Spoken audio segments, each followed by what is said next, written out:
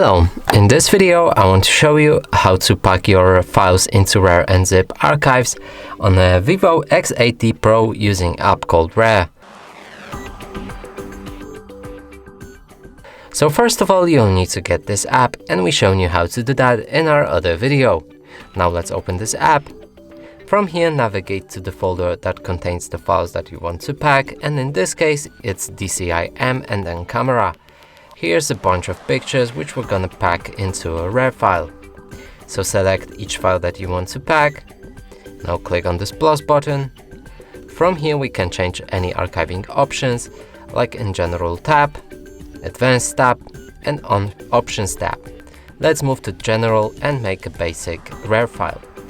Here we can pick the extension for this archive, and I'll be using RAR. We can delete files after archiving or create solid archives. You can change the name for this archive, so let's call it Pictures. Set the password. Let's use 123. We can show the password if you're not sure that you typed it in correctly. Encrypt the file names and click OK. Now let's close the keyboard and now click OK when the file options are ready.